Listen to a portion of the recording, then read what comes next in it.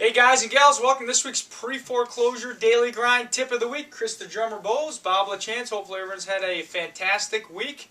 We got some good stuff. 4 tips we're going to go over today, Chris. Good things. One of them is going to be about Bank of America, which is not a surprise because they got about half of the loans out there, or 90% of the loans, I should say, right? About that. But anyway, one of them is going to be about their actual proof of funds letter and what they're disallowing today. This is a huge, huge tip. So Chris is going to go over that in a minute. That's number 1. Number 2, we're going to talk a little bit about Chase.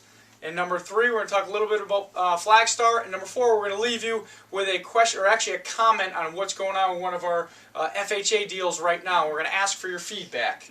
So we're going to have a quick video here, but we're going to come at you hard hitting. Chris talked to a supervisor within Bank of America. So why don't you talk a little bit about what happened there?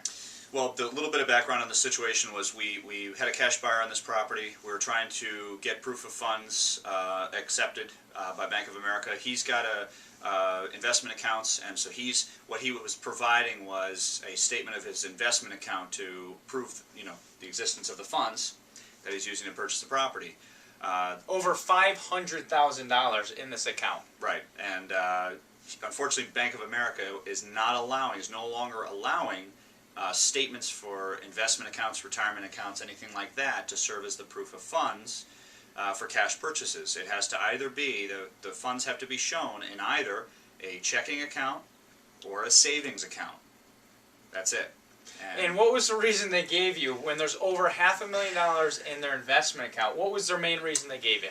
Well, because as we all know, obviously investment accounts, retirement accounts, those kind of things are volatile, if you will. Right, volatile. They have to do with the market. They sway. They fluctuate as the market fluctuates, and so their reasoning was basically that sure, there's $500,000 there, but it could be worth $10 tomorrow.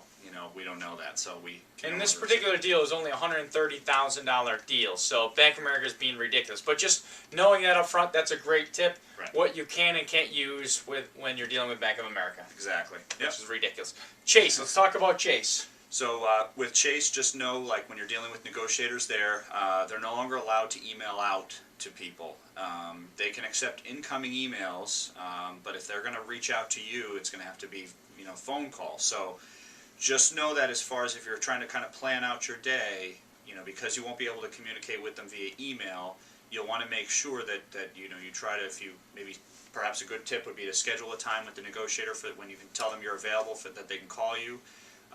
So that you can make sure that you're able to receive their call. And this could be a changing trend if you really look at it within a lot of these lenders, due to the fact that if you send them a detailed email and they send you something in writing that states that yes, we have accepted it, even though it's not in writing yet, they could get in trouble for that. So that could be one of the reasons why Chase no longer does that. Right. Mm-hmm. And that could be a changing trend. So take a look at that, document it out, leave a comment on our site, obviously here on Pre-Foreclosure Daily Grind. Let us know if, what other banks that's happening with too. Sure. Yep. Flagstar. This is an extremely important one because it's not only Flagstar. This tip that Chris is going to talk about is something that it's very imperative that you follow in your business. Mm-hmm. Yeah, basically we all know when we're sending in final HUDs for approval prior to close, a lot of us, the common time, a lot of lenders, they say, make sure to send that final HUD at least 48 hours prior to the actual close so that we have enough time to review and approve it. With Flagstar, it's a little different because obviously most lenders, that we deal with, they can get the HUD back to you within a day, if even that, depending on how busy they are. And they don't, if you close that next day prep to close that next day, that's cool, that's fine. But with Flagstar, bank on them taking that full 48 hours to get that HUD back to you. So if you send that HUD in, let's say today, the 28th, make sure that the close date on that HUD is the 30th. Because if you put it on as the 29th, thinking that they'll get that HUD to you within a day, and you can actually close, let's say tomorrow, you'll get an email from them on Wednesday saying, well, everything looked good on the HUD except the close date's expired. Yeah. So we almost lost the deal because of that BS little thing. So just follow it. And when you're dealing with attorneys and settlement agents, title companies, so on and so forth, just let them know that that is how a lot of lenders are doing it right now. Again, we used to send it out. We used to put the close. It never used to matter with the close date in reference to that pre-HUD. I never really looked at that or really cared about it. But now every little detail has to be set for that final approval. Yeah, and lenders, pretty much every lender has a department that's called either quality control in some lenders like B of A and Chase, or the audit department in Wells Fargo and ASC. But basically the function of these departments is the same thing. Yeah. They're going over these files, you know, with a fine-tooth comb to make sure that every single character, you know, number or letter, forget, you know, like an overall gloss of these reviews, you know, like every character is where it should be. So. And finally, FHA, we want to hear your feedback on this one. Chris, talk about our McHugh deal we got going right now. Yeah, we have, obviously, the seller's loan is FHA, serviced by McHugh, and right now I'm kind of just been going back and forth in the last week with the negotiator over acceptable buyer or seller concessions, buyer closing cost credit, same thing. Normally, in the last, since this was changed in 2009, it's always been, and I've always approached it, and I've always gotten accepted 1% of the purchase price. And what he's trying to tell me now is that it's only 1% of the loan amount. Okay, the difference there is that, let's say you have a buyer that comes in and they're purchasing a house for $120,000.